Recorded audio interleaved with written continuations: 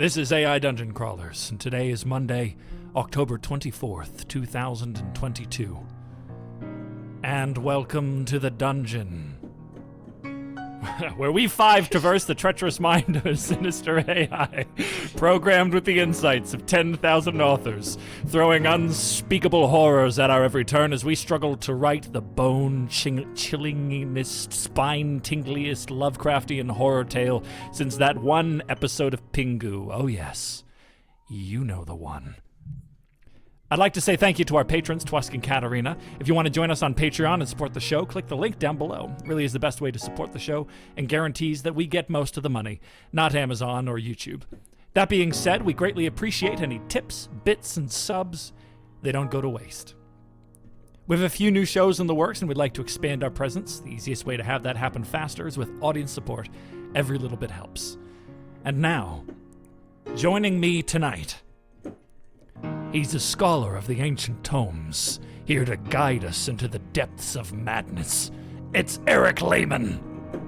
He's a master of the unseen image, conjurer of visages and vistas beyond our comprehension. It's Noah Schaefer. Wielder of the arcane magics, sorcerer of forces beyond our mortal realm, conqueror supreme of the very speck of dust you call planet Earth and the cosmos beyond its petulant boundaries, here to grace us with the mere concept of his presence. He's a great guy to be around. It's none other than Daniel Williston. And last but not least, Ryan Whittal's here. Glad to have you back, Ryan. Good to see you. Thank you. I like King of Autumn says, Opera Daniel and Chill Ryan. Heart. I think that was well established in those intros. Well the simplest way to introduce a person. Fabulous. Well, welcome back, guys. We're coming to the end of, a light Spooktober, I guess, as we've been calling it, doing horror and spooky things throughout the month, every single week. Wrapping it up, first and foremost, with a Lovecraft story. I'd like to thank Daniel and Ryan for coming back. Daniel, how are you? I'm so well. Thank you so much for having me. I'm having a blast as always, but especially at a Spooktober night. Oh, hell yeah. Hell yeah. Do you have any fun Halloween stories you could share with us? Anything Halloween-y ever happened to you? Yeah, okay, so when I was a kid, I wasn't allowed to watch horror movies. So like PG-13 was kept away from me. R was definitely kept away from me. But my older sister was only 2 years older than me, and she rented like a Halloween sequel. And no one had seen any of the Halloween movies or horror movies in general. She wasn't even interested in horror movies. She got to have a bunch of her friends over to watch it, and I was so mad.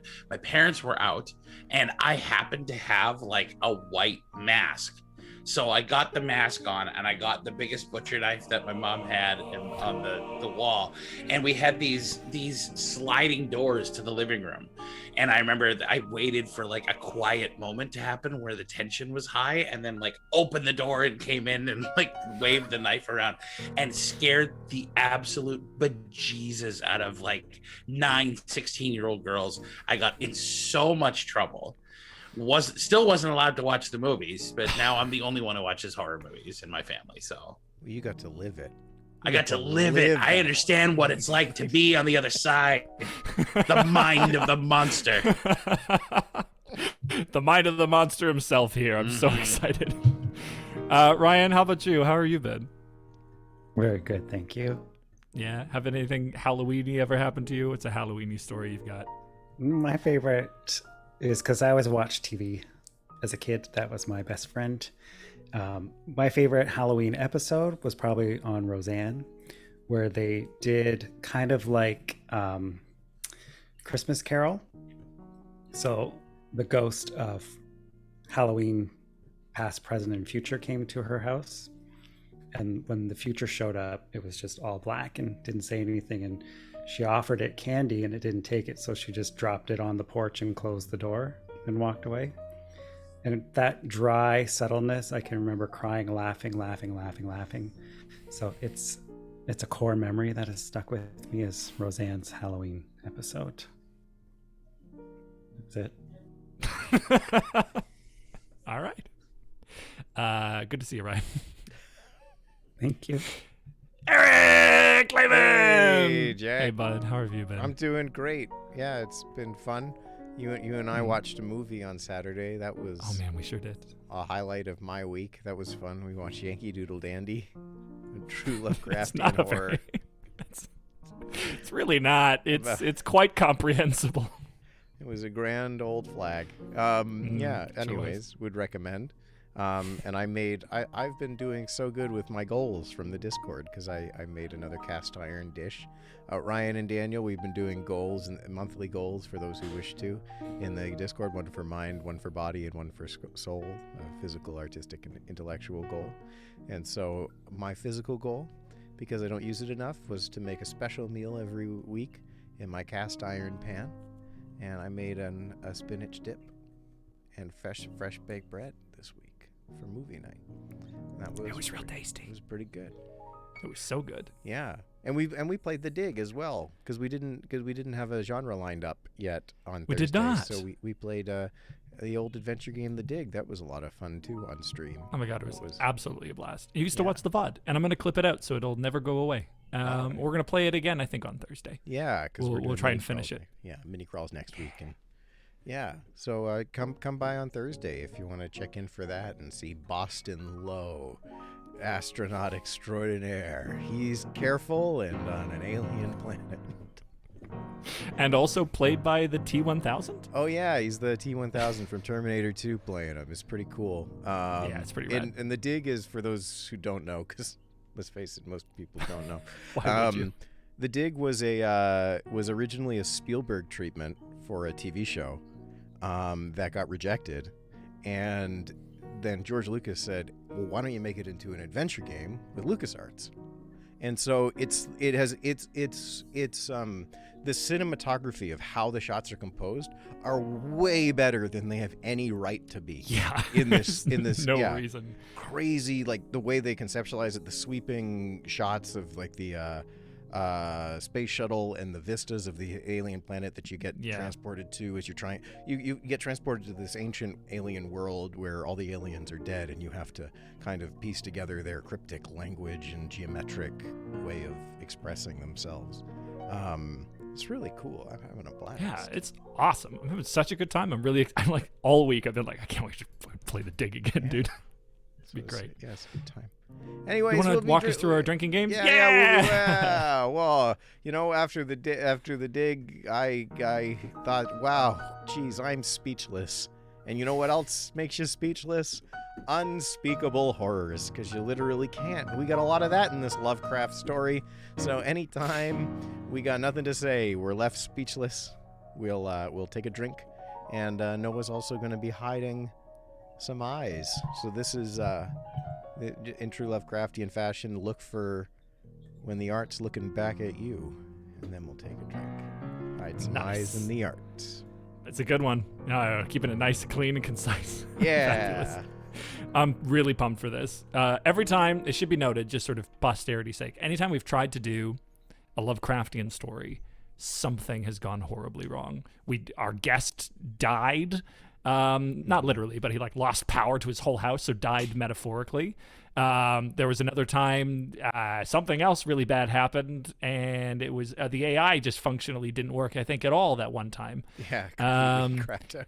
Just completely crashed. We couldn't even play the game. So who's to say what'll happen today? Perhaps the real horror would be that our story gets told, and it's more terrible than we could comprehend. Or you forget to introduce someone. Noah, how are you today? I was gonna get. Why do you do this to me every time?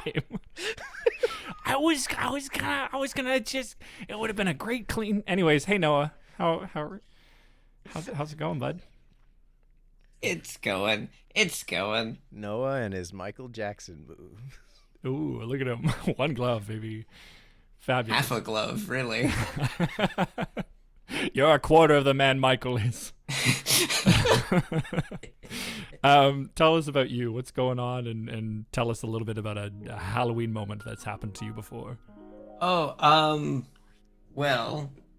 I mean, I'm doing all right. I was just in Niagara again for just some things here and there. Had a nice Cousin's Day. I got to carve a pumpkin. Nice. So getting into the spirit of the season. As for a Halloween moment, I guess what I always think about is, so the first time I ever went to Disney World was back in 2006, and it was for Halloween. We were we were in Disney World for Halloween because they do a whole thing for kids where they'll have candy just set up outside, like in bins. You just go up and like a cast member will just be like, "Hey, you go up trick or treat," and whatnot. I remember I went and I was dressed as Jack Sparrow, because as was the era of 2006. My sister was dressed as Tinkerbell, and then my brother went dressed as Superman. Because he wanted to do Mowgli, and at the last moment, my parents realized we probably can't have a kid running around in just a loincloth around Disney World. So we had to panic, go to a Target at about 10 o'clock, October 30th, to see what they had, and there was a Superman costume. In fairness, that's my favorite scene in the Jungle Book, when Superman shows up to fight. When Superman punches Bagheera in the face, it's pretty rad. Well, I think I found what went wrong with this episode, and that's that it hasn't started. Whoa, let's dive in. Let's get going. All right, thank here you, Rick you go, Gamers, folks. for subscribing. I feel like you did that last week. I'm really confused by how this happens every single week, Rick but good Gamers, job. it seems like you've subscribed for more than 15 months, because there's many a month that I see that name happening. So, but thank you. Daniel, you're playing our narrator today, right? I sure am. All right, I'm gonna play in. Yeah. You read whenever the spirit takes you. Bring it.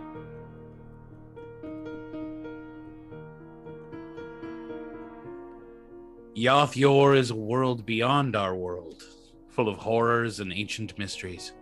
From this world, a strange new evil has arisen in the form of the ghouls, who are skeleton-wearing, plague-bearing cultists. Before the ghouls can rise to power, they must first find the evil black magic required to create their own dark god. The meaning of life is uncertain, and the future is dark. You are Enoch, an archaeologist studying the strange dark magics found within the library of St. Genesius. The library is filled with strange old books and scrolls. You are used to weird, tragic stories of how these books were hidden away for centuries and abandoned. You begin reading one of the strange scrolls. On a dark night, the necromancer king descended to the tomb of an Egyptian noble. Taking him back to town, the dead man swore he was cursed. The living would long for him, while those he left behind begged for his return. He vowed that he would return, if only to keep the people from believing him. They buried him and sealed his tomb. The years passed, and an army of ghouls rose to overthrow the village. The villagers ran to the cemetery, only to find their king's grave empty. The undead army fell upon them. The village was razed. The survivors were taken as slaves, given the task of keeping the gates of the king's mausoleum. In time, the ghouls died, and the undead lord returned. He watched as the gates opened, and he stepped out of his crypt. The necropolis was deserted, and he began walking towards the mausoleum. The streets were silent, except for the crumbling of stones beneath his feet. The moon shone brightly, but the tomb had long ago been plundered. The dead no longer freely roamed. The trees had long since withered, and the old kingdom had become a wasteland. The angel of death appeared before him as he neared the sanctum. He approached, and the ghost of a girl appeared before him. Her eyes glowed like two burning coals. She said, I seek the dead king, and I have come to claim my birthright. I am the first of my bloodline, and I will avenge my kin. The necromantic lord looked upon her with hungry eyes. He asked, You are my bride. I am honored by your herald. The ghost bowed her head. I am the daughter of the pharaoh. The necromantic rites he practiced were outlawed by my father, yet he hid his knowledge and revealed it to me as I lay dying. I have the power to resurrect the dead. Together when the... Is that me still? Yeah. Together when the gates of Yothyar are wide at the time of convergence, we will ride back to the world of man. Hand in hand we will make them remember the blood of Nesrobek. You roll up the ancient scroll and shiver as a cold wind blows through the library. The dusty lights flicker, and you hear something thump somewhere nearby. You pull down the scroll and prepare to leave. As you turn, you catch a fleeting glimpse of a shadow flitting through the shadows of the shelves. You pause, your curiosity getting the better of you.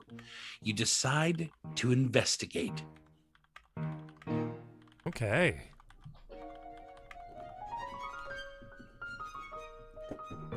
Fabulous. So we are an archaeologist librarian studying just some strange scroll that happens to be spooky. Yeah. We're in a very spooky library. Okay. Yeah. The world info that was created. This one we created a year ago. If you want to go watch the in tandem story that happened, it's really a different place in the world than this. You can watch the episode titled "This Episode is Cursed." That's this one. Yeah. So this library is like a mystical library where we can where people who are fighting against this darkly other world are trying to, ever be vigilant for whenever the unspeakable horrors come into, our realm. Makes sense to me. I tried to call out, "Is that you, Gregory?" but the AI is not going. I don't know if it is Gregory. The AI does not wish you to even know for once that it is Gregory. It looks like we're left speechless, Are you? Jack. You got me. You got me. All right. Well played. Well played. Oh, crap. I was going to type, "Is that you, Gregory?" again, but instead I just hit enter by accident. It's in Cthulhu's hands now. What does that mean? Nothing's changed on my end. Cthulhu has no hands, I just realized. He's in Cthulhu's tentacles hands. Oh, okay. Here we go.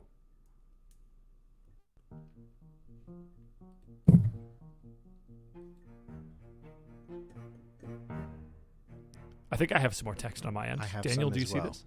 Not. Try Refresh. refreshing. Yeah. Right. That'll go down a bit. Oh, there we go.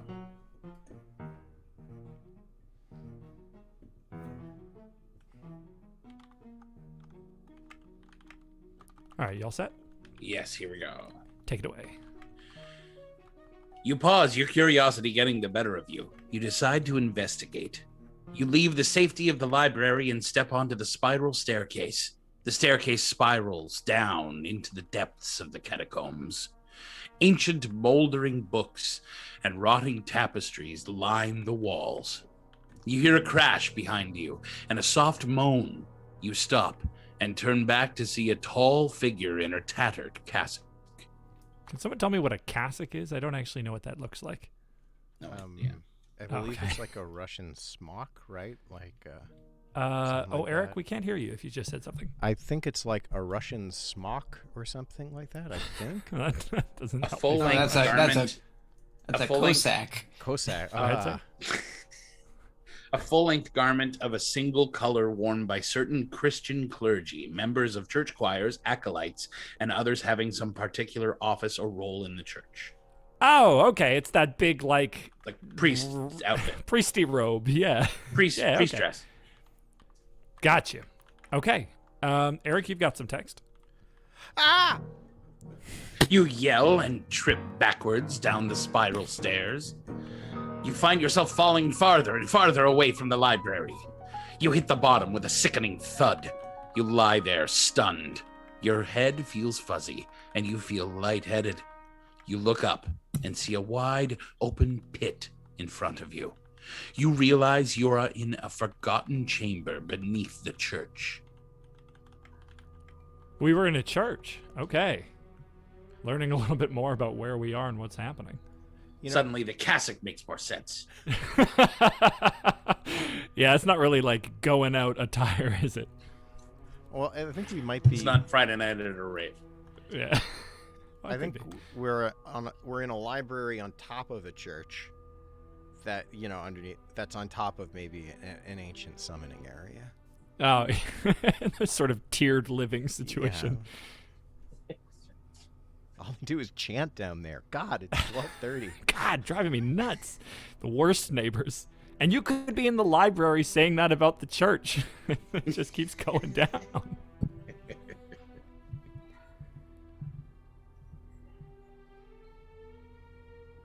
I think there is dialogue now. Yeah. That's. Are great. you okay? Calls down Librarian Gregory. I only meant to scare you. You jump up and brush yourself off, What the hell, Greg? Come on. says the tall, bearded, bookish priest. Let's get you out of here. You follow the priest as he leads you through the seemingly endless corridors of the catacombs. Oh, that Greg. Pulling pranks in his cassock. Moaning weirdly. A rotting... No, wait. A tattered cassock. What happened to his clothes? Well, you don't dress when you're trying to scare someone, Jack. You don't just put on your day dress and go boo. You put on rotting, tattered priest clothes from the catacombs, and that's what makes it really scary. Yeah. Go ahead. I just also realized we haven't rolled, Jack. We haven't rolled for a dramatic device. Shall Give we us a start the dramatic game? device. Yeah, Absolutely. So we've been rolling for dramatic devices. We've got 41. After this prompt that I've just put in, we are also going to try and incorporate antistrophe. We did antistrophe already. Why is it always giving us ones we've done already on this list of 72 literary devices? 75, Jack. Oh, man. Yeah. Oh, excuse me. Yeah, so we're going to try and do antistrophe again. All right. Can you remind us what antistrophe is? It's our favorite, Jack, and very appropriate considering we're in a church. Antistrophe is a portion of the ode sung by the chorus, returning to the movement from west to east in response to the strophe. How could I forget? Yeah, it's an ancient Greek device where the chorus would come and do the antistrophe as they went from west to east, opposed to east to west on the stage. Right. Maybe we sure. hear some singing in the catacombs. Also, so you all know, if you get tired of the art style or of the music style, chat, you can also redeem points to change them as well. It's funny you should mention that. Someone's already redeemed Change the Art Style. Change the art style? Yes. Well, Speaking of which, I'm pulling up a choir.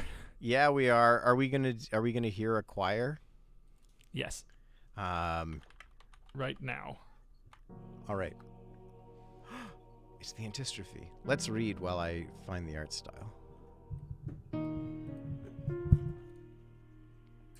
right, take it away. Follow the priest as he leads you through the seemingly endless corridors of the catacombs.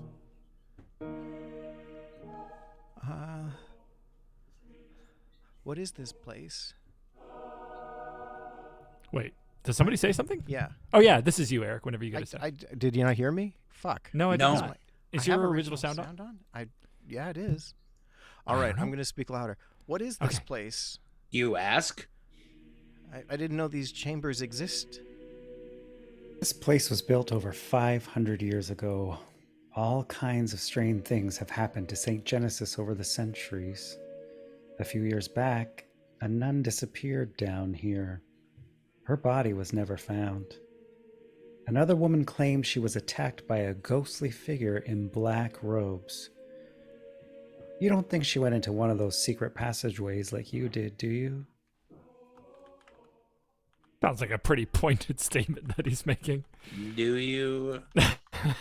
There's a You lot know- of places we definitely shouldn't be going down here. I hear a nun disappeared in one of those places. Oh, I hope she didn't go where you went. Here we go. They say. And Noah, I need you to draw that in the style of Oh, here we go. Impressionism.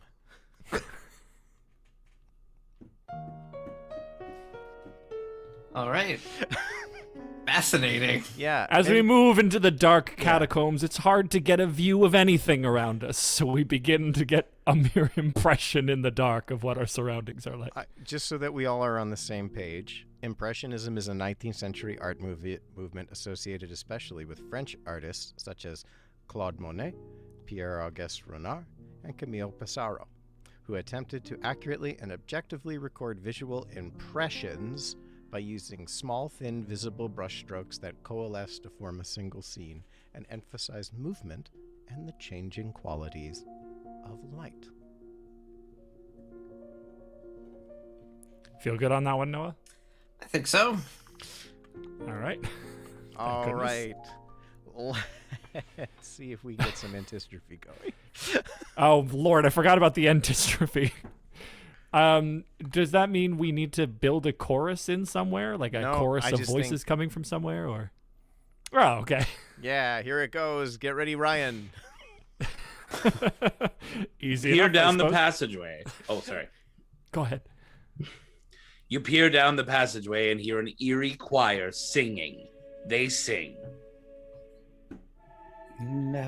Nephrosobak, your people hunger. We will drink your sacred blood. You shudder and climb up out of the pit. You come to the entrance and step outside into the sunlight. The smell of fresh cut grass fills the air. You take a We're deep just breath on like and we're feel on like the you've church's just lawn. Sorry. Yes, We've Jack. come out of a hole and we're Yeah. just like in the church's lawn. Much There's like people singing about drinking Impressionists blood. play with the difference of light to dark. We have ascended from the catacombs to the freshly To- cut New England grass. Boston. Just feels weird that we have this like unexplored deep catacombs full of cults right outside the guy with a lawnmower just like going at it. a secret passage to him, no less. Anyways, sorry, I think we cut off before the last line. I'm so I sorry. really Please like carry this on. last line. The smell of fresh cut grass fills the air. You take a deep breath and feel like you have just taken a 100-mile jog. What an antistrophe. I'm s- feeling that strophe in I'm- antithesis. I'm stoked that Nephrosobek got brought back by the AI. It just remembered that. That's pretty dope. Oh shit! Wait.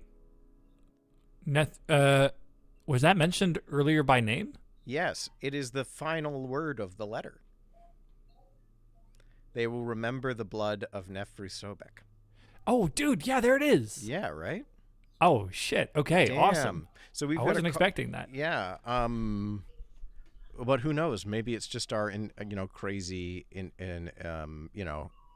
child mind or whatever, or teenager mind making up stories about the scroll we just read. Right.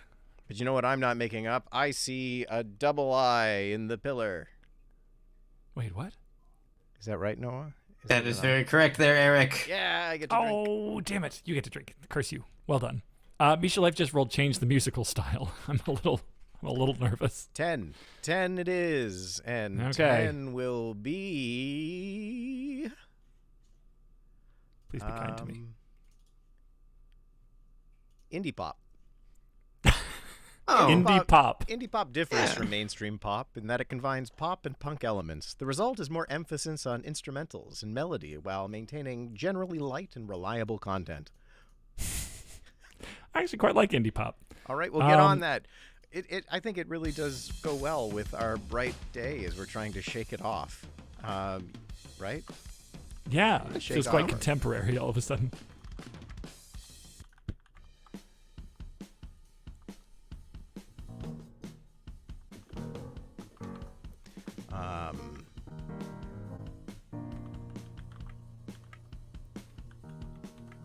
Should pull up a guitar. What does indie pop play? Suddenly, this feels like it is in fact it's set in modern day. Yeah. I was expecting this. Let's see. What does indie pop guitar sound like? It's quite clean usually, I think.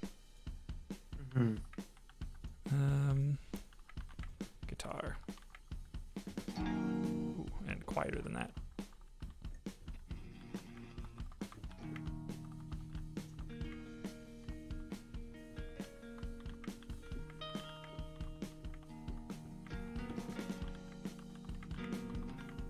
Smelling that fresh cut grass now that we've climbed out of a hole in the ground. Daniel, what's the spookiest place you've ever explored? There was an old abandoned psychotherapy place in Moose Jaw that never got turned into anything. Was like a place in the 60s when they were doing all kinds of like experimental treatments on people, and then it abandoned it, and it still has some of the medical equipment and stuff from those times in there. Oh, man. And there's people in Moose Jaw who say that if you get there at certain times, you can like hear shit in the walls, and you can, if you stand on a certain place in the bridge, you can see a person who hung themselves like dangling from there in like the light. And I went there and I didn't see that, but I did see some fucked up shit. What did you see? I heard, so I went inside and I was waiting around for my friend who was going and he was like, let's split up. I'm like, that's a great idea. And he went into another room and I like found some equipment that I was sort of like looking through the drawers and stuff. And then I heard what I thought was him like rummaging around and getting really like loud and aggressive with it. So I went into the room to tell him like, hey man, like let's like be a little bit quiet while we're doing this here. Nobody in the room. And then he came behind me from another part of the building and was like, hey, are you ready to go? Yeah. So I was like, I don't know, maybe it was like an animal of some sort. I didn't see a small animal of any kind. It's and it sounded like drawers being pulled out and shuffled through and then closed and then drawer being shuffled through. Like someone was looking for something. That is pretty spooky. Do you believe in like the spooky ghost stuff? I think I've asked you this before. I mean, not in any way that really freaks me out, but I have experienced like inexplicable things that I'm sure there's a reason for. It's just that we don't understand it, right? Like, you know, there's gotta be something. I don't like the idea, the same way that I don't like the idea of hell in Catholicism. I don't like the idea of, well, this person had shit go wrong in their life and so their spirit is forever paying for it. I think there's like trauma that we'll take with us or whatever, but I like the idea more of that we're all a part of one thing. All right, That makes sense to me. I'm kind of in a similar boat to you. I'm not like a spiritual person. I don't believe in ghosts or things. And I'm of the mind that if you die, you're dead. There's nowhere to go. There's no, it's not like energy is, lost to the universe. I just become a pile of dirt that gets eaten by an animal, and then my energy becomes the energy of the animal that then runs around and is happy. And is that scary to you, or does that bring you comfort? Neither. I'm wholly indifferent. I'm death agnostic, as it were. Yeah. And maybe I haven't been confronted with it enough in my life to formulate an opinion on death at large, but I am wholly unfazed by it currently. Yeah. What about you, Ryan? Do you believe in spooky stuff like that? 100%. Oh shit! All right, let's dive into that in a hot minute. Eric, are you ready for us? Give me one moment. I've got a few prompts that I've put in. All right. Here's All a right, hot take from here King we of Autumn, go. outright stating, "Well, Jack, demons and ghosts are real, and I'm not religious." He's just stating it as fact. So we're gonna come back to that as well. And Are you I've ready? got one here tonight. All right, let's Please go. welcome very special guest, Pazuzu. Wow! Oh, I'm so glad to meet Can't you. believe we got him. What a get. Paz, what again?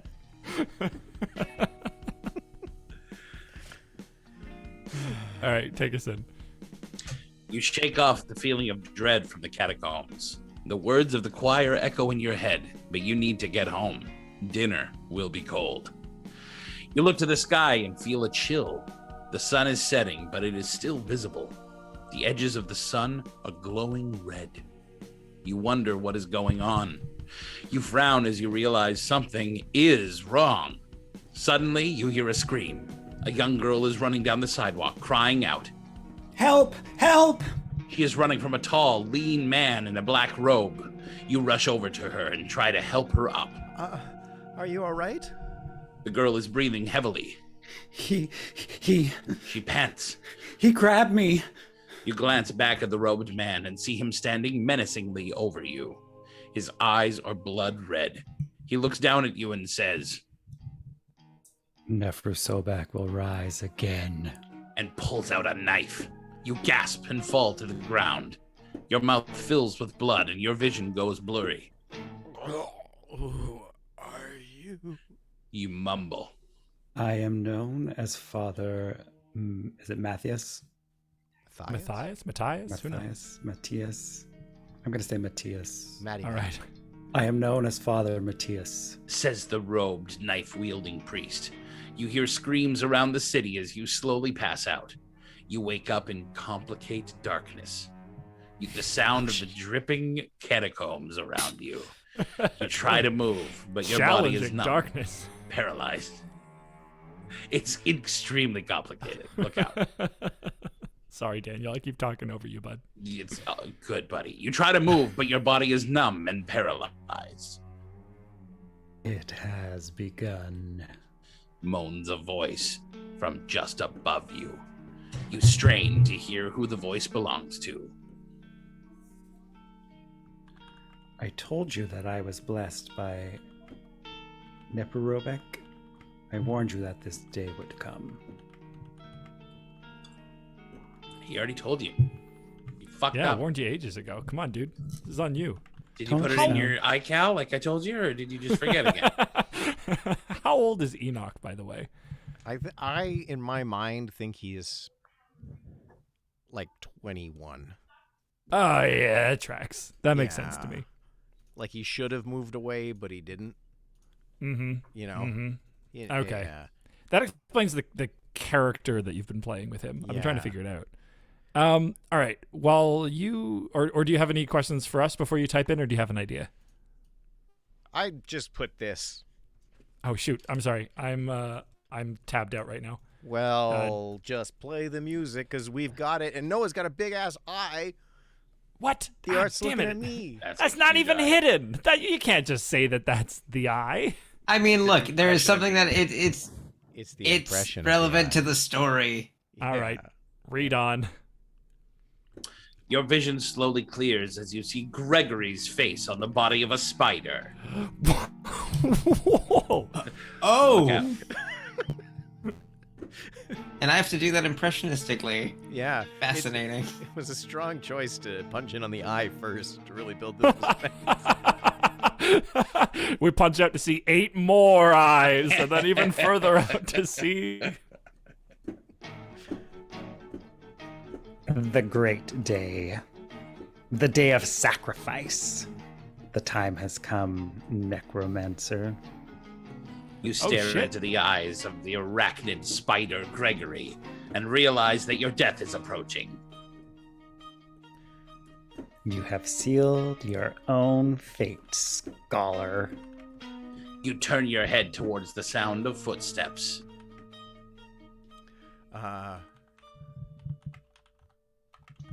While you do that, I've got a redemption here from King of Autumn.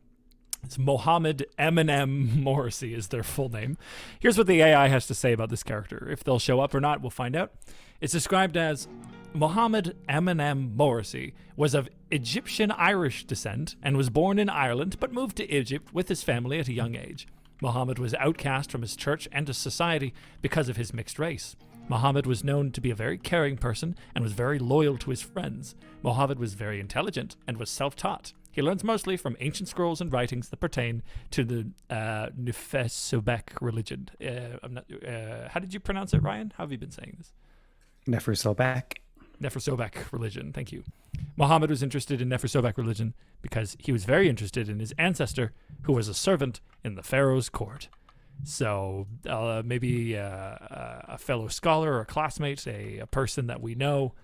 Good old Eminem here to help put some light to our situation.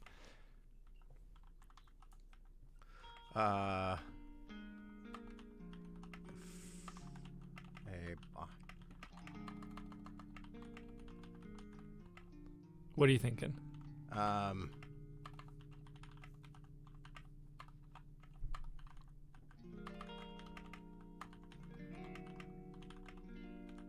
CC the Owl's here. Hey, CC the Owl. Thanks for coming by. Good to see you. Oh gosh, they say, with a cat emoji. Maybe not the best mindset to be coming into this man spider named Gregory. Yes. Wretched. While Eric's typing, Ryan, fill us in on your thoughts on the ghostly and the ghastly. Sure. So I like that, there's a lot of unexplainable things, but my more adult experiences would include speaking to psychics. And so in 2010, I spoke to a psychic who lives in Scotland, and we've never met each other. It was just over the telephone. And normally she's also a medium. She'll get spirits to come through her, and normally she'll say, "Oh, did your grandfather pass? Does it start with J? Is it John? Is it Jack? Is it Jim? Is it any sort of variation?" And for me, she said, "Did your grandmother pass?" I said, "Yes." And she goes, "Is her name Ruby?" I said, "Yes." "Yeah, because she's flashing rubies at me and she's very proud of her name." I'm like, okay, well, that's not information readily available. You can't Google Ryan Whittal and then see like, who was his grandma? That's not information people can find quickly. Mm-hmm. So I was like, yep, that's her. And then she said, "Has your dad passed?" And I said, "Yes." And she said, "Did he die of a heart attack?" And I said, "No." And she said, "Oh, well, he's holding his hands on his chest." And I said, "Oh, okay, well, he died of lung cancer. So close enough." So there were other things that she knew, which are personal, private, but she had access to them. And she lives across the world from me, and we've never met in person. And those things aren't readily available on the internet. So how would she receive them and know them? I asked. Is there anything you bring into your own life about spirituality and stuff, or is it just a thing you're tangentially aware of? Bring into my own life? Well, I'd like to do like a meditation practice. I don't know if that counts, but no, I mean, meditation generally I find is good for mindfulness and stuff, unless yours is particularly tied to spiritualism. I don't rest on one particular entity, if that's what we're asking. That's totally reasonable. Yeah, that makes sense. I believe for others, whatever works for you. Interesting. Well, that's cool. I've never had an encounter with a psychic or medium or anything. Like, I've never gone in and had a reading done or anything. I am, of course, just like a woefully skeptical, like, I don't know about this person or this thing at all. But I've never had an encounter with it. Something about it rubs me the wrong way, but I couldn't tell you why. That's okay. I think it's fascinating. I'm okay to also experience what other people have to say, because they could be wrong, and I'm okay to learn either way. Because you either affirm or you go, no, but this happened instead, or something like that. That makes sense. I've had a friend give me a tarot reading once, and I think tarot reading is an incredible tool to help you like organize your thoughts, kind of like meditation, where you're given a bunch of cards and images and things that help you sort of realize what your priorities are, what you're thinking about or focusing on, just sort of given some vague thoughts. And it was very useful in sort of checking in with myself. It didn't feel like there was like a higher power pulling cards out by any means, but it did feel like a great way to just go like, yeah, this makes sense. This is what I'm thinking about. And clearly, this is a great way of expressing it just to myself, thinking about exactly what it is I'm fixated on, which sometimes I just can't get my head around. Daniel, I know your soon-to-be wife 1 week from now does tarot readings really regularly, right? She really does, yeah. And she sort of feels, I think, the same way about it. It allows her to organize her own thoughts. It allows her to help other people organize theirs. She does it for me too. And because it's like a Rorschach painting, like you see into it what you're looking at. It's a great way of just exploring. That's exploring right. ideas. And each of the cards not only is an image, but it's also an idea, like it's a situation that a person finds themselves in. Most of the cards have like a depiction on it. So between the depiction and what that brings up for you and what the emotional situation is or the context of the story or whatever, you can really, I think have something to measure your own thoughts up against. Eric, I know you're typing, but what are your thoughts on this kind of thing? I don't know if you're able to catch any of our conversation so far. I have been listening to every word. Yeah, I don't know. The Mystic and Arcane. I can't say I've ever had any real experience that has touched me hugely, but I have. Like I played Jesus in a play once, and I've spent a fair amount of time around pagan people who are pretty cool. And I was at a pagan festival, and we were about to do a giant storytelling competition in which I would win second. But giving away the ending. That's not what this is about. It's this crazy pagan festival, and everybody's there. It's called Kaleidoscope Gathering in Northern Ontario. And it's called Kaleidoscope Gathering because they take everyone from every kind of walk of life in the pagan world and say, come here, here's a place for you. And it's like looking through a kaleidoscope. Everything is mixing and changing.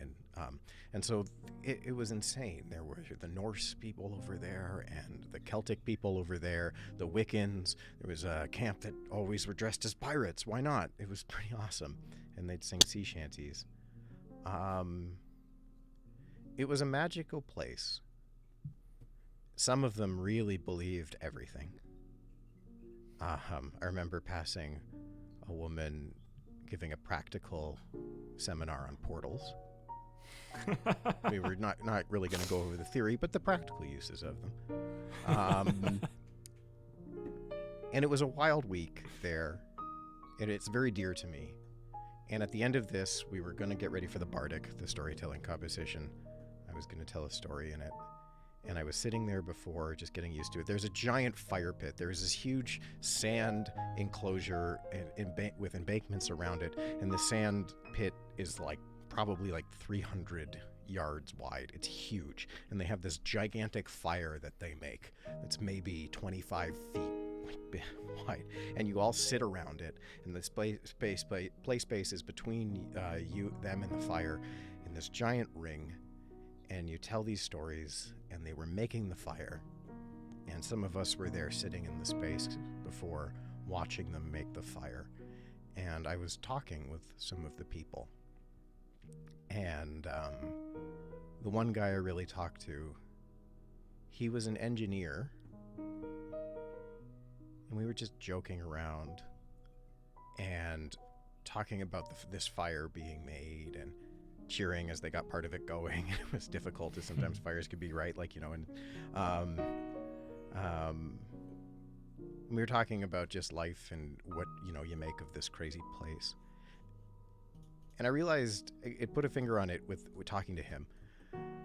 I don't really know, but I don't know if he really believed hard set what these people, like that Thor is there, or, Odin will come down, or, but this was a place to let magic exist between us. A place where you could breathe and treat people right and step away from all of the mundane and judgment that you put on things that keep you in a state of fear and unwillingness to be true to the things you really care about. And to step away from the expectations of the world. And I think that was really magical.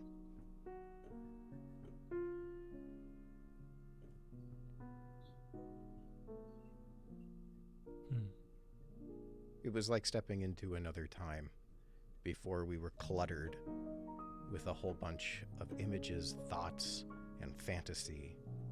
So even though these people, some of them literally believed that there are portals that we take between realms. Here's the practical effects use of it. It was realer than a lot of the things that we prize so dearly. A million posts trying to live, prove to our friends that our lives are worth paying attention to and being around. Well, and to do so, we all are lying all the time and not telling the truth and not really presenting who we are. And if you did, it would ostracize you from a world that needs you to constantly be fake. And so yeah, that's in that moment, that's what it was. That magic there was real in comparison to a world that in telling the truth prizes lying.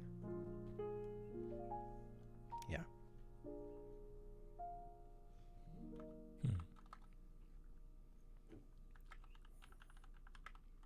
That's a nice way to sum everything up in terms of what we've been chatting about. It feels like spiritualism and these tools, they just promote honesty and help you exist in a world of honesty, or just share a world of, or like just be in a place of honesty, like at the Kaleidoscope Gathering, or like being honest with yourself while getting a tarot reading or whatever it may be. Well, or there's another way as well to say all of these things. This is one that's really passionate to me. My master's degree, my thesis was about the Aristotelian humors and how they are and how psychology is expressed with them in classical text. So the Aristotelian humors are junk sciences, right? Like they believe that there are fluids that are out of balance in your body, right? Just literal, phlegms and stuff, yeah. But it's not really about that, because they don't really know what the fuck they're talking about. And they knew they didn't really know, and they're all intuiting things. But there are beautiful things that come out of the expression of those humors. And I did mine specifically on the expression of Ophelia in Hamlet, just from her part of the story. She's a phlegmatic character. She's water. So all of the humors have an element and a temperature and an age and a way of expression. And Ophelia's water. She is phlegmatic. She engulfs and fills in the space that other people need, and that's why Hamlet is so hard and cold. She doesn't push away from him, right? Like that sense of who he is, but she fills in the crevices that he's so lacking. And she gets left to dry. She has no one who cares about her, and a bunch of men in her life, a non-existent mother who literally doesn't appear in the text once. Right. So not a dead mother, a non-existent mother. And all of these three men who are so pivotal to her just abandon her. And I could talk for hours about that because I did a long thesis on it. But Ophelia was depressed. She's not Helen Bonham Cartering out like we usually play her now. and you can do that, and it can be great. But in the contemporary text, the way that she is depicted, and the way that the art would depict her in the time, is heavy-headed, pensive, sad, depressed. And they believed that the vapors of your body, blood was pooling at your head because it was vapors, and that made your head heavier because there's more mass, and so it weighs your head down. It all makes sense, yeah. That's bullshit, but what isn't bullshit is the cure for that, the best they knew, was to give you sweet-smelling flowers, particularly violets. So when Ophelia goes from person to person to person in that final scene, and she gives flowers to everyone, and she passes all this all out, and she comes finally to Gertrude, and she says, I would give you violets, knowing that her husband has also died. I would give you violets, but they withered all when my father died. And she goes and drowns herself. And Laertes comes back and says, too much water hast thou, Ophelia.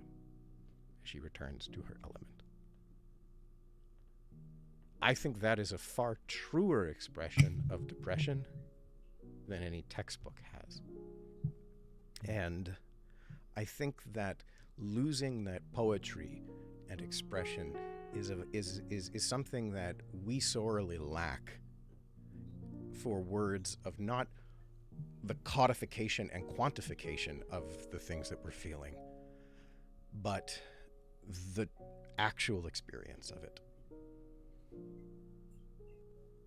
And it's something that a clinical, and not to say that the clinic, I believe very strongly in a lot of clinical stuff, and I think it's very important not to take away from that, but we can still have that without throwing out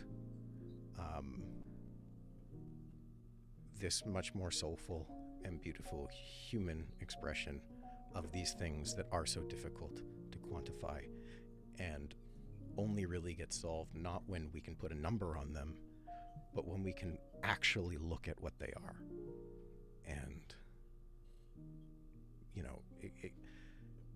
validate them as a part of ourselves. Anyways, that being said, we found a spider. I've burned it. Wait, we burned it? Yeah, I did that. And then we found a head in a box. So I think we should get back to the story. Absolutely, we should. All right, take us back in. Okay. All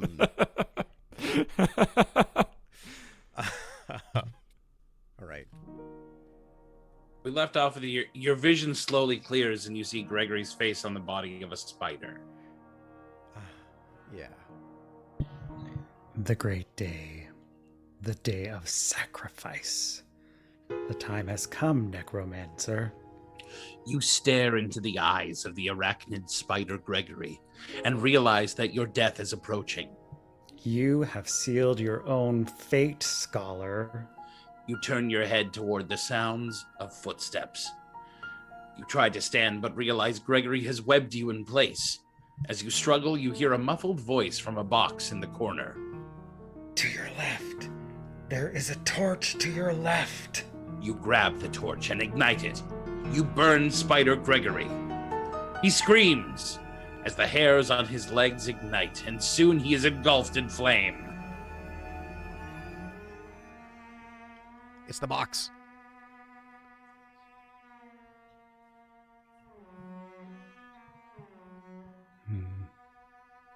Is it me? Yeah. I think so, yeah. Yeah, it's you, the box. I don't have it. I have to refresh. Oh, crap.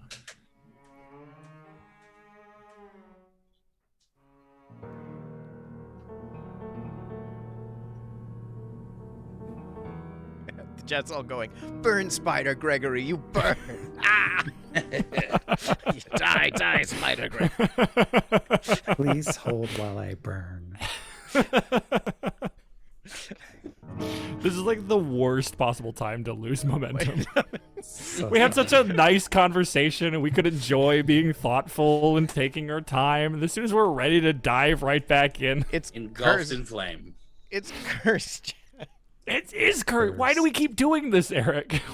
Why do we choose this genre? I'm not spiritual. Okay. But every time we mention H.P. Lovecraft, something goes wrong. Yeah. Okay, I'm ready. Sorry. All right. All right, take it away. Yeah, sorry, it didn't have any of that. Okay. Grab me and get us out of here. Yells the box. You open the box and find a severed head looking at you. You grab him and run out of the burning room. You run blindly through the hallways of the catacomb. You soon find yourself in the underground river. You stumble onto the bank and scramble out of the water. The head lays on the bank beside you and says, Thanks for getting me out of there, kid. Name's Muhammad Eminem Morrissey, or Mo for short. You smile. I'm Enoch. Name is unusual. Muses. I've never met another person with that name. The two of you lay in the dripping tunnel, drying on the bank of the river, slowly drying. What happened back there? You ask. Well, Laughs. not much, really. I got this brilliant idea to climb into the boudoir where a bunch of books were kept. Well, everything was going smoothly until a spider crawled out of the hole.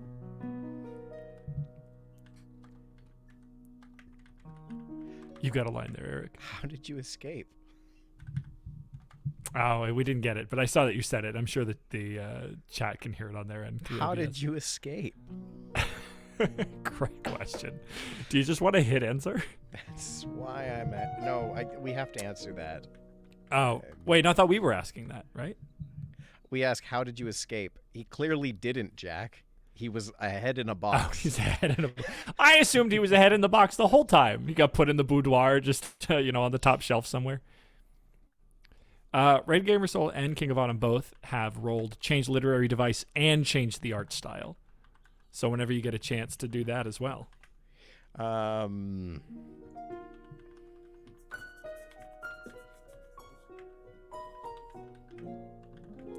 Ryan, let's say you've been decapitated and you now live as a head in a box. How would you manage life? Saying you're immortal now, what would you do for the rest of your existence in this universe? Wow, what a great question. Thanks, bud. Yeah. Well, I'd like to see where this goes. I like making new friends. I think just basically finding people to sort of carry me around. Because if I'm immortal, I'm gonna need people to try to meet Just new people. cycling through folks all the time, yeah. Yeah, maybe set a goal of like, how far can I travel? How can I get people to carry me to, we'll say Rome. Okay. Misha Life in chat sets a lofty goal. Says, I'd become a Pez dispenser. Yeah. That's practical. All right. I like that you just explore the world. How would you spend your time, Daniel? I feel like I would go somewhere comfortable and then I would just stay there. Oh, okay. I don't need to explore. I need to find the best place and then just set up camp. Amazing. All right. I mean, yeah, you don't need to eat. You don't need to drink or anything. Are you just going to be like, I will enjoy this mountain vista for the rest of my life? Or Oh, I'll be eating and drinking wherever I find the place. It'll be my favorite things to eat, and I'll get the same thing every night. It'll be great. Are you at a pub or something? It sounds, yeah, probably like a fish and chips place. That'd be nice. Somewhere Are you fish gonna- and chips is walking distance. Right. Okay. But you are just ahead. Yeah. So I eat it. It doesn't really get digested, but I get to taste it. Are people feeding you food? Yeah, I convinced like an Igor who's like gonna like follow me around. He's like, "Oh, you'll make me immortal one day, master, right?" And I'm like, "Yeah. Give me some more of those fish and chips." I'd like to become an oracle somewhere. I don't have great advice to give someone, but I'd like to be the myth of like the head on top of a mountain near like a pool of crystal clear water that you ask any question and I would impart some wisdom cryptically upon people. Solely because as an immortal being, I could see how prophecies play out in the long term. Maybe if I've got like a radio or a TV there, I could just like keep abreast of the news and see if I'm affecting the lives out there. I feel like it's the best way to get into politics without needing to be elected. So, what about you, Noah? If you were a immortal head, what would you do? I would despise that. I'm gonna be frank. Yeah. Well, it's just because I would become an art critic, actually. If there's anything I can do, it would be stare at art and be bitter that I can't do it myself. Oh, as most art critics are. Exactly. How would that work? Would you just like have a team of people wheel you around on a tray? I would, okay. Actually, yes. I was gonna say put me on like a pole and kind of, but I do like the idea of being wheeled around on a tray. Just like a head on a pike, people waving you around through galleries and stuff. Yeah, because that'd be so fucking metal. That's pretty metal. What's cool as well is as an immortal, you get to live through like generations of artists and compare their styles to one another. Yeah, exactly. And have it be very real. Like, no, I was there when that was new. I can tell you. I knew him. And he would not be happy with what's come of you today. Exactly. CC the Owl says, become the art. It's a good one. Oh, If you're a head on a stick, you just are performance art at all times. Misha Life says that an art critic is the most depressing outcome of all the outcomes. So, yep. Eric, what about you? If you Well- were a disembodied head, If I was a disembodied head, I think I would I don't know what I'd want to be. Am I impervious to damage? Yeah, you're immortal. Immortal? Mm-hmm. Do I feel pain? See, you don't need to eat. You don't need to drink. I don't think you feel pain. No. Not at all. Be a football. No, I don't think Yeah, so. I donate my body, my head to sports. Yeah. Get kicked around I at all the create a new football sport. matches. Yeah, but you have to deal with me trying to bite you. Oh my god. Head ball. Yeah. Headball, yeah. Eric will Gumball. work to keep Brady out of the Super Bowl. Just be the ball. Deflate this, asshole. There can only be one regulation game at a time. I mean, regulations are always consistent. How would people practice for headball, though? Oh, they take turns. Then I'd have a lot of casts made of my head. It doesn't quite get the bite with random bite action. Yeah. Oh, okay. And then I'd make a lot of money Boston because Dynamics they would build. break often. Yeah, and I would. become Oh, very brilliant! rich. And then now you've got a mogul empire. You could get Yeah. someone build you a robot body, I guess. Yeah. Oh. And then All right, we are you teach ready? the robots to play headball, and they're throwing me around between them. And secretly it's a ploy, and then with using my robot army of headball robots, I take over the world. It's pretty rad. No one saw it coming. You and I had the same end goal, but I like yours was about sports. Yeah. Thank you, Jack. On to That's the my story. takeaway. On to the story. I like this boat lazily floating down the river. All right, wait. What?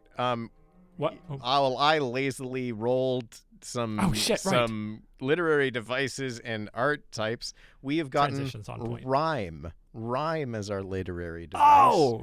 Ri- fantastic. A rhyme is a repetition of similar sounds in the final stressed syllables and any following syllables of two or more words. Most often, this kind of perfect rhyming is consciously used for a musical or aesthetic effect in the final position of lines within poems or songs. The more you know. We And what about also an art got style? Cubism. Oh! An artistic movement began in 1907 by artists Pablo Picasso and Georges Braque, who developed a visual language whose geometric planes challenged the conventions of representation in different types of art by reinventing traditional subjects such as nudes, landscapes, and still lifes as increasingly fragmented compositions. That's not very indie pop, Jack. I've been influencing everything with indie pop. CC the Owl says, hope you like squares. I mean, you may call it cubism, but we embody a lot of different geometric shapes. Do you want some more indie pop, by the way? Yes. Because All I've just shapes had are the drum. This has just been muted the whole time. All right, let's go. All right, back to the thing. I've incorporated rhyme in our first line. He says. Oh, have you? Can we go from everything was going smoothly until a spider crawled out of the hole? Can we go from there? Well, everything was going smoothly until a spider crawled out of the hole. How did you escape? I didn't, kid. I lost my head and Gregory started to eat my body. Slow me slow. I'm not sure how long I was in there, but thanks for getting me out of that box. Though. You and Mo sit in silence for a minute. Oh. No, come on. It's a triple rhyme. Slow though Mo. All right. Oh, I see. Shut up. The extra me slow. I didn't mean to do that. Oh. Sorry, sorry, I'm breaking up the. Read on. What next? No Asks shit. Mo. Damn it. What do you mean? What are we gonna do? We don't have anywhere to go. Where are we gonna go? You shrug again. I don't know. Me neither. You both lie down beside the drippy stream. You close your eyes and drift off into a dreamless sleep. The drippy stream. I don't really like the word drippy in this situation. I don't know why. It's just kind of picture like just a couple of drops at a time and we're calling it a stream. Maybe it's a stream. It's got a good like stream going, but it's like an insult towards the stream. Oh, that stream? That's a drippy stream. Oh yeah, it wants Total to drip. be. That dude. Maybe the stream has performance anxiety and you should stop judging the stream because it's doing its best. That's right. We're all going through something. Life is hard. You wake up to the sound of chanting. Oh shit.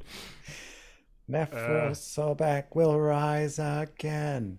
Echoing through the Nephrosobak tunnels. will rise again. You sit up and look Nephrosobak around will and see a rise group of ghouls gathering in front of a sycamore again. door. Rise again. They chant louder and more Nephrosobak violently will rise until the door begins to again. glow with an eerie Nephrosobak blue will rise light. again. One of the ghouls turns to you and growls in a deep, rasping voice. Something. I hit enter. God, why is it taking so long? Why is it taking so long? There we go. Oh, here we go. Stand back.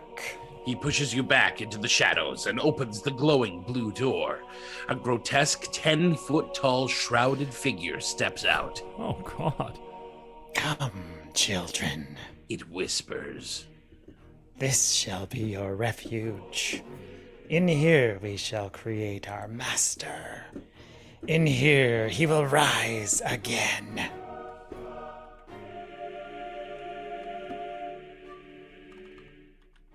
Sounds fun. Sounds like a healthy way to spend an Sounds afternoon. like, Yeah. yeah, you know, crafts. We're making something together. Come on. Crafts. Is this the? Are these the ghouls making their dark god that we heard about way back when? I believe so, Jack. Yes. Okay, cool. Just checking in. Want to make sure. I don't know. I don't know. It's hard to say. I Look, don't here's the know. deal. It's rare that the AI carries its own plot structure forward, Yeah, it's remembering remembering- goals of villains. All right, Yeah. I gotta say, I seeded Nephrosobak when I made the initial prompt, and that's all I've put. Only I looked up Egyptian names because it was making that story, and I just wanted an Egyptian name at the end, and I put it in. I didn't put it in the world info or anything. It's been remembering it all day. That's pretty incredible. That's pretty good. You know, it's had trouble with that before, so. Yeah, so I'm just taken aback. I think my question is more, I can't believe that this is working. Amazing. So before we went live, Ryan, you said you've never heard of H.P. Lovecraft before. Do you feel like in the last hour and 23 minutes you've gotten a decent grasp on this person and their style of writing, perhaps? If you were to take a guess, what do you think the tenets of an H.P. Lovecraft story would be? A location that has multi-levels. All right. It's so true, though. It is. It'll always be like a church over a cavern, over the mountain that descends into the abyss. Is always something below. That is the staple. Always. Very true. To be honest, we have touched on several. So Ryan, throw out another. What else are you leeching onto? Is there usually one single hero who meets characters along the path? Often, actually. I suppose so. Well, there is specifically one person. There is always one person to whom we are hearing the story from.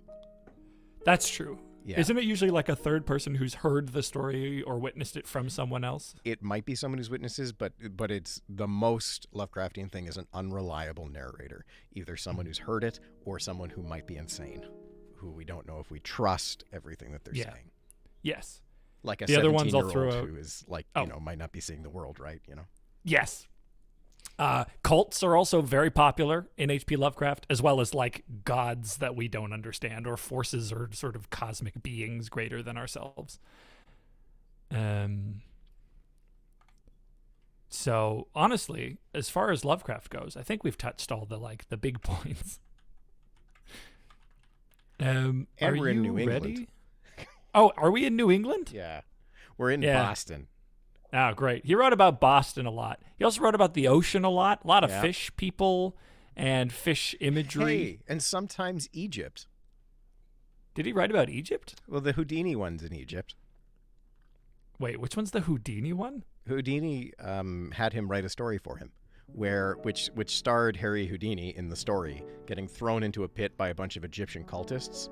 And then he's in this pit while these cultists are doing this crazy thing. Because he's an escape artist, right? So how is he going to get out of this tomb? And he goes down and he finds a bunch of cultists chanting around this giant underground gladiatorial arena. And there's a cow in the center of it. And then a giant 5-headed monster comes out of the wall and rips the cow apart.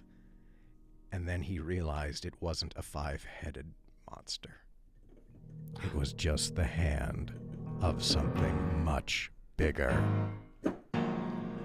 That's H.P. Lovecraft, and that's the end of the story. Yeah, that's and then always he how got it just out. ends. And then he did, and I live to tell the tale. I'm H.P. Lovecraft. Yeah. They usually always end with like a slight realization of, oh, this is really big and really scary, and then that's the end of the story. Cool. Yeah. Yeah, he's very prolific, and wrote many stories, and a lot of the movies I'm sure you've seen. Do you watch horror movies much? I actually don't know. Are you like a horror movie guy, Ryan? Not really. Sometimes. Okay. Daniel, do you know of any like famous? The H.P. latest Lovecraft one that came adaptations? out was Nicolas Cage in Color Out of Space. That did pretty well on Amazon Prime, and I think Netflix grabbed it as well. That Did was you see that one, Ryan? Oh, no. Sorry. Oh, okay.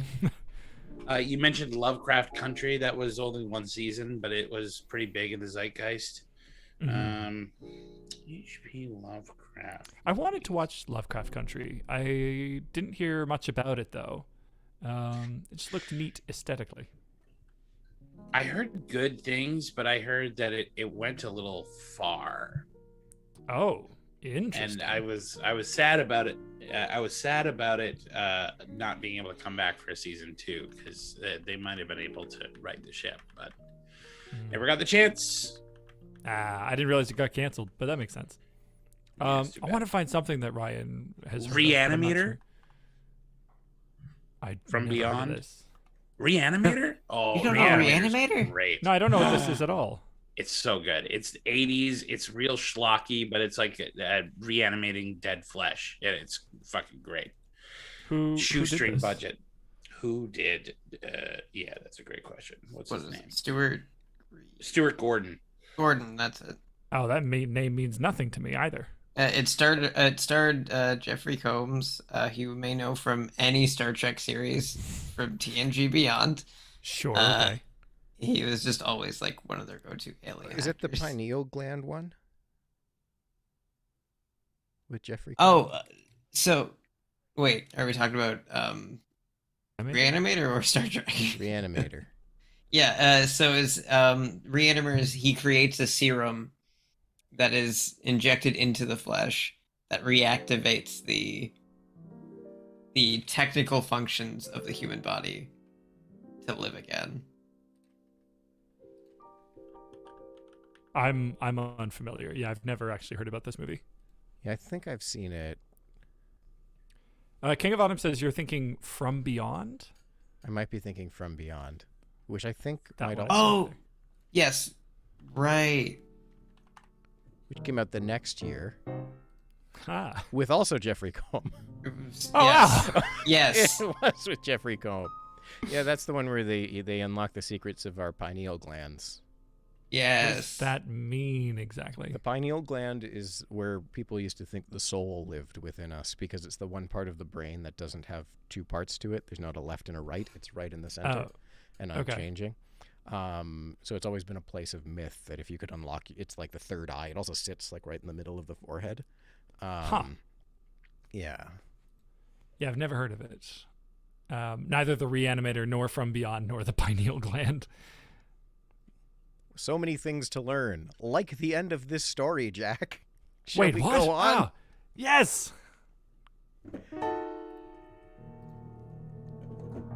How about we go, Come Children. Can we go from Come Children, it whispers?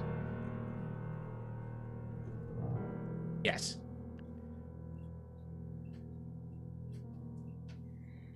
Come, children. It whispers. This shall be your refuge. In here we shall create our master. In here he shall rise again.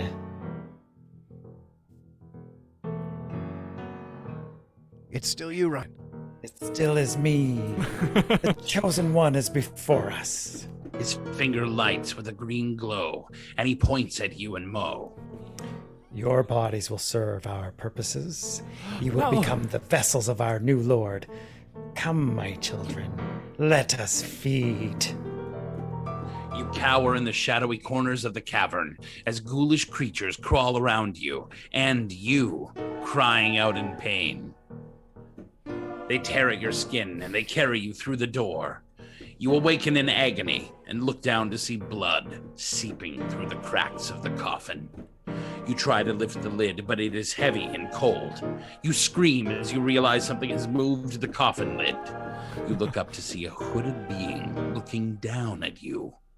You cry out, and you try to push yourself away, but you can only move a few inches. The being reaches down and grabs you. You wince as he pulls you out of the casket. You hit the ground with a thud, and the pain shoots through you. What a wild ride this is.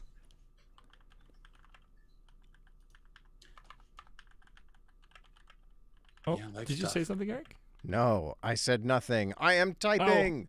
I am sorry. It is hard to tell with Zoom being so strange as it is today. Daniel, last time we had you on, we talked about horror movies, which is something that I don't have a history with or anything. Do you have a current favorite horror movie that you'd recommend for this month? People have been asking me this all month, and it constantly changes. But one that I keep going back to is the original 1978 Halloween. I really do think that there was some kind of weird, in the same way that there was like weird magic around Star Wars becoming a thing. Like George Lucas likes to pretend that it was all like planned and everything, but it's a bunch of moving parts that all happen to be in a certain place for lightning in a bottle to happen. And how the original John Carpenter's Halloween is like that. It's so low budget. It's so just like, we're just gonna make a fucking movie and it's gonna work. And it does. It's the level of dread that you feel going through 3/4 of the movie, and the last 20-30 minutes of it being this complete like carnage is so terrifying. And the idea of a killer who just kills is pure evil and does it without emotion. Like, you can't convince him of anything, you can't reason with him. It's like the setup for like later on the Terminator happens. Like there's always something like that. And I think that they like Friday the 13th comes out after that and is trying to do those same things and trying to take away all the lessons from Halloween that made it work and completely bastardizes it. Like it really focuses in on the thing of the people who have sex die first, which makes it a big moral thing. And I don't think that that's in Halloween. I think it's just that they happen to be teenagers and this is what teenagers do, and then the teenagers die because this guy's gonna kill them. Right. And the music too, the 5/4, the just hitting you off on that theme song is so simple and so repetitive, but it's so just I really do love it. I think it's brilliant. Awesome. Cool. That's a hot rec. I haven't had anybody recommend to me Halloween in a very long time. So a part of my sort of the bastion in my brain has been like, it's just an old schlocky movie, how I'd chalk up Friday the 13th. No, you disagree as well, Noah? I will Or say, agree because with Daniel, rather. I agree with Daniel. Like I fully agree with Daniel, because John Carpenter is one of, if not my favorite directors of all time. And the original Halloween will always work for me. Of just like you're saying, there's that tension. There's just such a real palpable tension just in sitting with that. And what I really love about it too is that even as much as you say like the carnage that is like him killing, it's really not done so. It's not so indulgent in its killing. Yeah. Because it's not gory. It's not this Really? gory mess of just like, oh, look at these terrible things he's doing. It's like, no, it's played almost in a very real sense of it, which is more unsettling than what you would get later with things that I still love, Friday the 13th and all those kind of slasher movies. But yeah, Halloween definitely exists in a different kind of realm. There's something about not trying to literalize the violence that makes Sure. it mythical. Like it operates on another level. It's not, oh my God, I'm so scared of Jason hacking through my arm with an axe or like a Right. chainsaw. Right. It's this guy will kill me and there's nothing I can do to stop him. Gotcha. I will right. be dead. And that's way more terrifying and elemental. It's just the existential thread more than it is my head being ripped off. Yeah. Mm-hmm. Cool. That's awesome. I'm going to watch Halloween now. Last week or 2 weeks ago, Eric, Noah, and I watched Naked Lunch, the Cronenberg film. Yeah. Oh, man. Have you seen this? It was absolutely incredible. Just a wild ride from start to finish with incredible imagery. And who's the main actor? Peter Weller. Peter Weller. I always Oh get my Ed Lord. Harris and Peter Weller mixed up in my brain. Just a fantastic performance from him as well. Wonderful And performance. yeah, I don't know enough about horror to say why it worked. It wasn't like a frightening film, nor was it like there was body horror in it and the typewriters becoming these huge, horrific, cockroach. Or sorry, were they cockroaches? Yeah, They were cockroach cockroaches machines. as well as forehead jism Spewing. secreting mugwumps. Extra dimensional beings. Yeah, what were they called? Wigwams. Mugwumps. They had Or Mugwumps. sorry, mugwums. It was more unsettling and strange and surreal than it was like a pure horror film. Viggo Mortensen was just doing the red carpet for Crimes of the Future that just came out, which is David Cronenberg's return to body horror after a decade of movies that didn't have anything to do with it. And they were asking him, like, how do you do movies like this that are so like dark and edgy and kind of gross and whatever? And Viggo said something that was, I think, really enlightening, which was that while you're shooting it with David Cronenberg, you don't really think about it because he makes it just seem so fun. Like he's so excited about the like movie magic of it. And there's something he like there's something in David Cronenberg's horror movies that while they are like gross and off-putting and dreadful and terrifying and taken seriously, there's an element of fun to it that like a gleeful pleasure that's sort of like the way Wes Craven does stuff. Like there's something really fun about it. It's a ride that you're going on. I think Cronenberg, on that note, is really interested in people being alive. All of his themes are about unplugging from suckling at the, jizzing forehead of a mugwump, drunken stupor or Videodrome. Like, get away from the TV. Feel, exist. And so even though that grotesqueness isn't something to be afraid of, it's something to be embraced. You have to understand it. And so although it's gross, it gives you something to revel in. And that's exactly what it was. Doesn't want you to die, wants you to live. Well, and isn't that interesting too, that the horror comes out of the living? It's like he's obsessed with his body, and like the being alive in the body is so much scarier than once it dies. Everyone else is concentrated how scary it'll be once we're dead. But you're horribly remiss to die. I hate living, but I never want to die. Oh, I never want to die. Yeah. I'll just figure out how to get this TV into my abdomen. We'll figure it out. Yeah. Is that what Videodrome's about? I've never seen it. I don't actually. Oh yeah. Videodrome's. All right, well, we'll put that on for another time. Sorry. Do you want to take us forward into the story? I sure do. Oh man. Where did we leave off here? Where did we leave off? You say, heavy and cold lid. You cry out. Only move it a few inches. The being reaches down and grabs you. You wince as he pulls you out of the casket. You hit the ground with a thud, and the pain shoots through you. You are surrounded by 12 cloaked figures holding mirrors, and you see yourself. Your face is cracked and dry. It begins to flake away, and soon you are just a skull with wide blue eyes in its sockets. Your eyes begin to bleed, and they turn emerald green. You feel yourself slippering away. You're trying your best, bud. Away. Slippering. Just slippering and sliding around. Slippering and sliding away. Your mouth opens, but you can make no sounds. All you hear is the bone-chilling laugh of Nefrusobek. The mirror fades, and you find yourself in a giant throne room. Standing before you is Nefrusobek, who is 10 feet tall. His skin is made of a thin, transparent ooze. He wears dark red robes and has horrible, deep-set green eyes. His face is barely visible. He smiles. Welcome, my child, he says. This is the place of my mind and the prison of your soul. You squirm as he speaks. I am your creator and your destroyer, he states. I offer you eternal life and eternal death. The choice is yours. Will you join me in my quest? Will you follow me into darkness? Or will you die? You clutch your head as pain racks your body.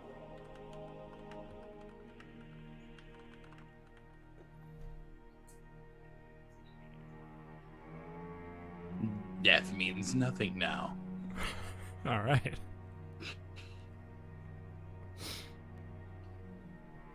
It can't hurt anymore. Join me, urges the voice. I offer eternity. I offer you paradise. I offer you heaven. Join me in my crusade against humanity, and I shall save you. You glare back at him. Never! You shout.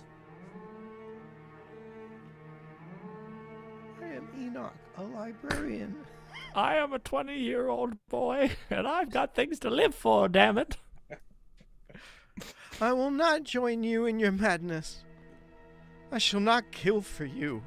You lie there in a daze. Kill for me. It hisses. You have no other choice. Your soul is mine. You nod.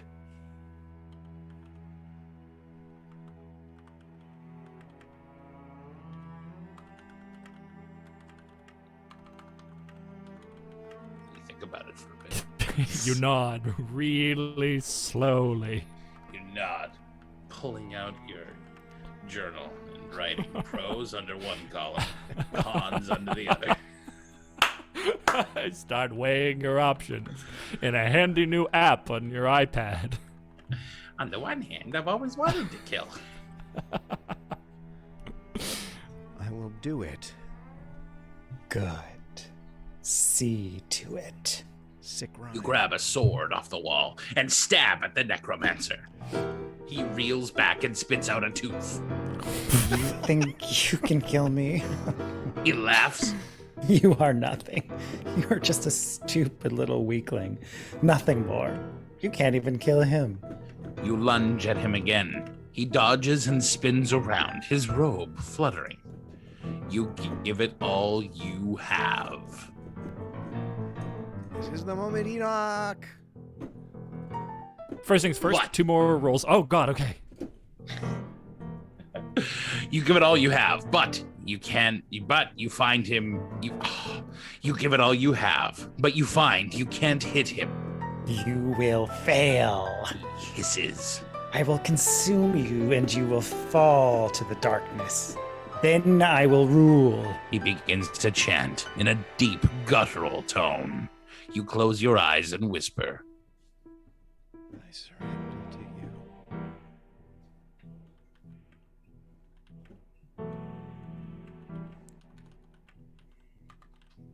He whispers so quietly.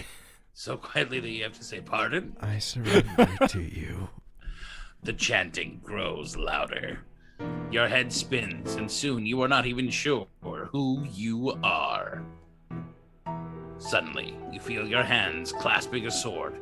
You grip it tightly as sweat trickles from your scalp. You swing at the leash, but as you strike, you fall forward, and the blade cuts deep into your shoulder. You howl in pain. This is not your time. It says. I have 2 more rolls, one for art style and one for musical style. Is it worth doing now that we're like towards the end of our tale here? Let's say this is the final things that we're doing, right? Like, you know, 1 art style and 1 musical style, you said? You got it, yep. All right, the art style is conceptual art.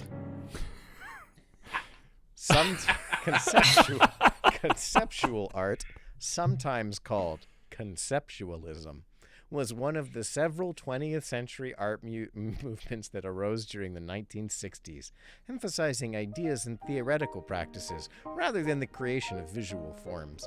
The term was coined in 1967 by the artist Sol LeWitt, who gave the new genre its name in his essay, Paragraphs on Conceptual Art, in which he wrote, "The idea itself, even if not made visual, is as much a work of art as any finished product."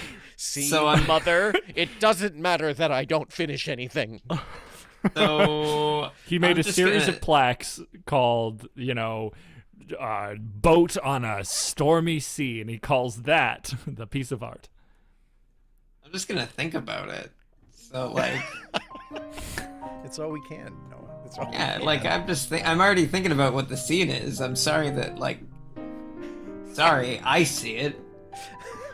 And Jack, keep on playing, because we got lounge music.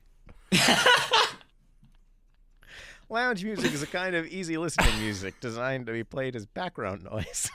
Lounge may incorporate themes or settings designed to make listeners feel like they are in a different place, such as a jungle, forest, or island.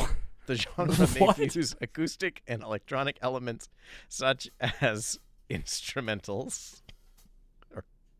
Thanks, musicgrotto.com. for that What? one. Yeah.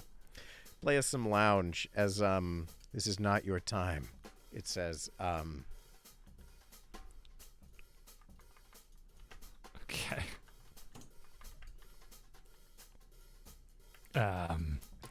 All right, I'll get there in a minute.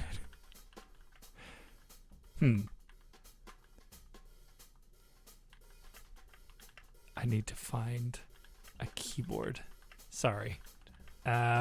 Ryan, do you have a favorite like monster Ooh. from a movie? No, my favorite monster would be the Phantom from the Phantom of the Opera. He's a pretty cool monster. He's my jam. How about you? He writes music. He was one of my first like introductions to horror. I really like the Phantom of the Opera, but I have a real soft spot in my heart for Frankenstein. Any particular reason why? I relate to not feeling like a part of the like human race, like feeling like an outsider, feeling like wondering why you were created, like, and coming to realize that maybe there wasn't some deep purpose, that there was just people just trying to do the best they can, and that sucks. Okay, lovely. And then may I please circle back to your expertise on horror movies and ask what you think of the Paranormal Activity franchise? The first one, I went and saw it in theater, and I didn't want to go. I was tired of found footage, and it scared the shit out of me. I really enjoyed it. I've got to say, I sort of fell off, and I understand that if you watch them all, they all sort of like come to tell a larger story about the thing, and I haven't followed any of that, but I really appreciate that it was able to do something that the Blair Witch hadn't done, or at least in business sense, repeat the same thing that the Blair Witch had done, which is make a super cheap movie and then market the shit out of it and have it be one of the scariest things that's been committed to film. I was going to say, speaking of Blair Witch, did you follow or catch that sort of in its initial wave of, is this a real found footage docu, or did you catch it later? I didn't see it at that point, but I do remember the people talking about that and that being a huge thing, which is also a repeat of what happened during Cannibal Holocaust. Like people being upset about like, oh my God, this is real, and we've got to find the people who made this film and put it out there, because it's Cannibal just like Holocaust. Yeah. Have you never heard of? Never heard of. Wow. No, this is a blind spot in my life as well. Yeah. It's about a bunch of cannibals. It's about a bunch of cannibals, and they do some crazy like practical effects in terms of gore and stuff. There is they have animals that they really kill on screen. Oh God. Yeah, so that's, back in the 70s, it was a little more like risque and not like problematic, I guess. Sure. But nowadays it's kind of, it's a hard watch for that reason. Wow. And because they were actually killing real animals and then showing really pretty decent prosthesis for people being killed, they were like, oh, we got to find the actor. The director had to like find the actors who were presented in those scenes and present them to the court. Wild. Wow. Was this the first found footage film? It wasn't even found footage, because it was, well, I mean, it's sort of documentary, but it's like just a film. Like there's no way to watch that. I guess in the 70s maybe, but it today you watch it and you're like, well, that's obviously not a documentary. It's not like every footage that we're seeing is like somebody who's just kind of hand holding it. It's like a fully directed film. Right, fair enough. But it was one of the first that was like that tried to do marketing with the blending of what's fact and fiction in the film itself. Yeah, this is one I've never heard of entirely. But cool. Well, speaking of the blending of fact and fiction, I don't think our character knows what's fact or fiction anymore either. Perhaps we should bring it home. I think the story is finishing. Play us some lounge music as we ease our way to the end here. Let's take it from your head spins and soon you're not even sure who you are. Your head spins and soon you're not even sure who you are. Suddenly, you feel your hands clasping a sword. You grip it tightly as sweat trickles from your scalp. You swing it at the leash, but as you strike, you fall forward and the blade cuts deep into your shoulder. You howl in pain. This is not your time. It says. A red haze fades from your eyes, and you see you're in the town square. You are holding a sword, and around you are the bodies of hundreds of people from the town. The voice of Nefrusobek echoes in your head.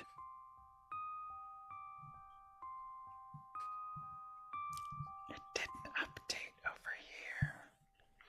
You belong to me now. That's not the one. A little higher. Just kidding. He's saying so many terrible things to me. It's fight me if you wish. That one. Fight me if you wish, but I will always prevail. You see the blood on your hands, and they feel like they belong to you no longer. You drop the sword, and it lands on the 15th body. You cover your face with your hands and weep.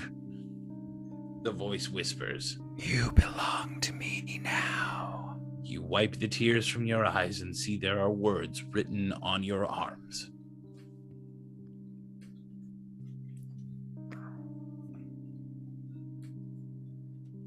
Now you are my servant. Says the voice. The glowing sun sets over the horizon.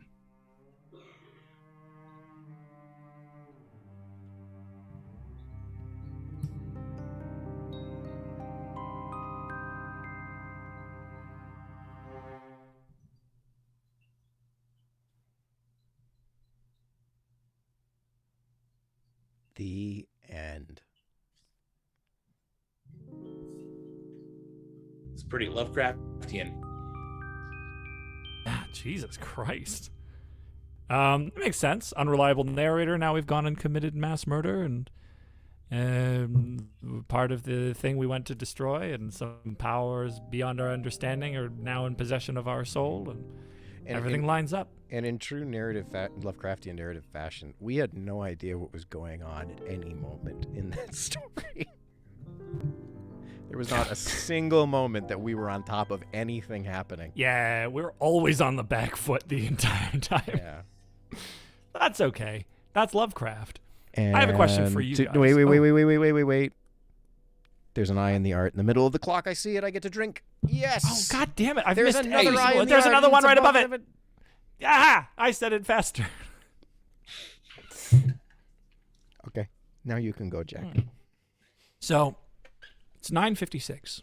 There's two ways we could wrap the show today. One, we could start or end the shows we usually do, sing a song inspired by events. Two, we could end the show with a little trivia game that I've prepared. We didn't take a break midway through, so it might be also kind of fun to do. What do you guys want? Ryan says trivia game. Everyone want to vote? Anyone else on board? Song, trivia game. Eric, what do you think? Chat, what do you feel? I'm good with whatever. Okay, that sounds good. Daniel, what do you say? Yeah, trivia sounds fun. Let's Okay, do we'll the see. trivia. All right. Yeah. A nice, easy way to wrap things up today. All right. What I have here is a game called Is It a Lovecraftian Horror or a Rural Town in Wales? I have 6 names here, and it's your job to tell me if you think it's the name of an unknowable horror from the mind of H.P. Lovecraft or a rural town in Wales in the United Kingdom. Either way, Everyone I places can't their pronounce bets. them. You place your bets, and those that are correct get points. Everybody ready? Yes. Yeah. We begin with number 1. Oh, I should have prepped these before. Chognar Fawn. That's Wales. Is That's Chognar Wales. Fawn Chognar Fawn Wales is Wales. or Lovecraft? Who All right. can forget the grand Walesian folk tune, Chognar Fawn, my beloved. Chognar Fawn, I see you in the misty hills. Daniel, what's your vote? I'm gonna say Lovecraft. Just to be Okay. contrarian.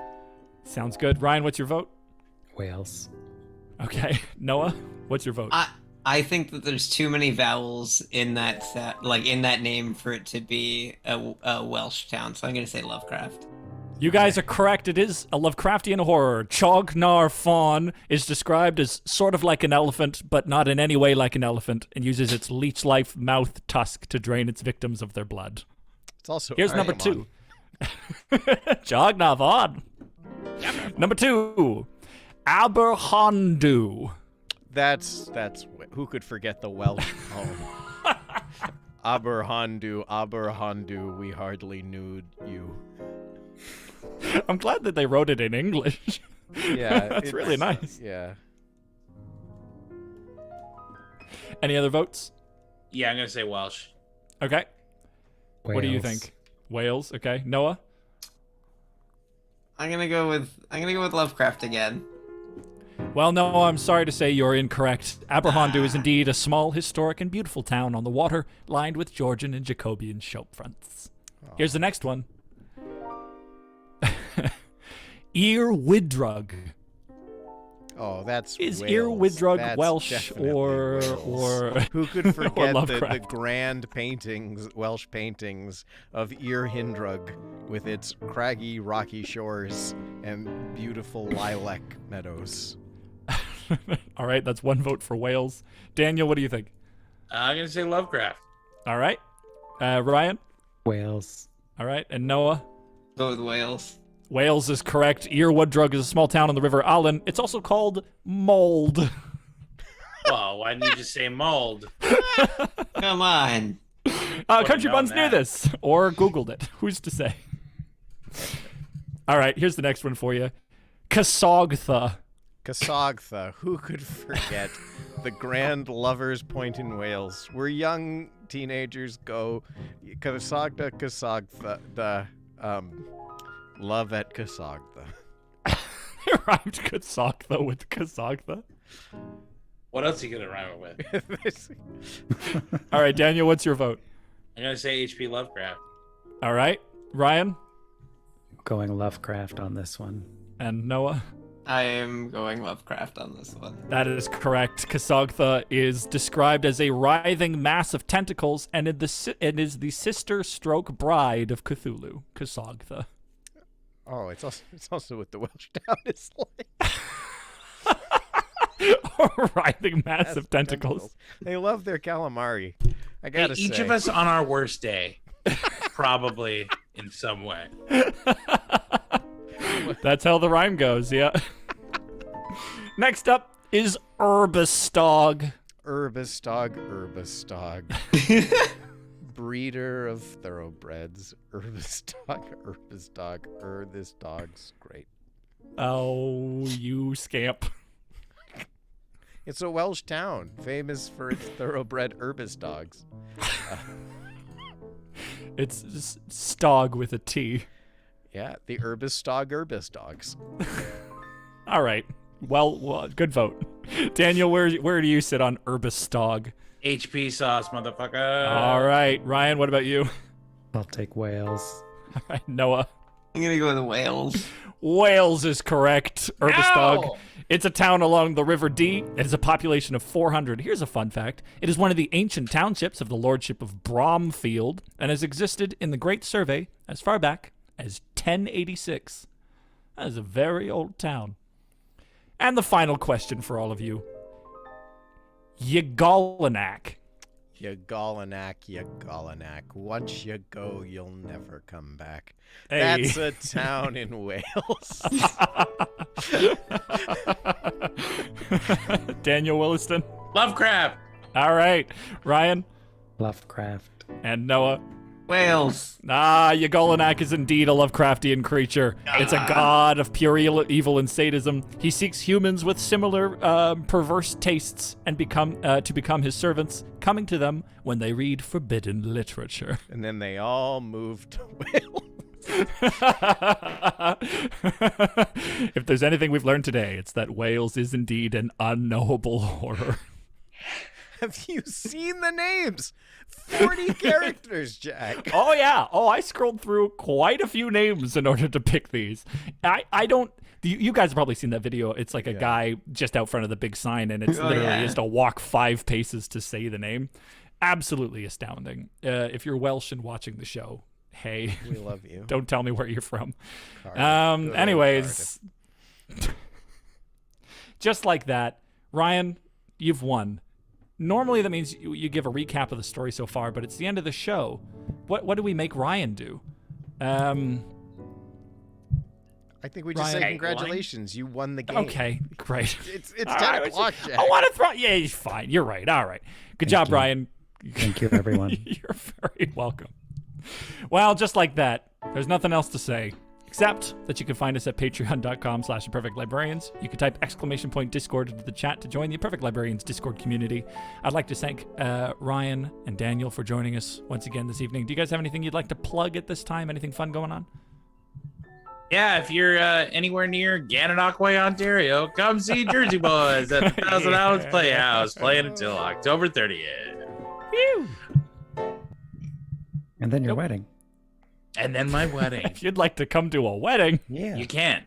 Daniel's getting married. We are full up.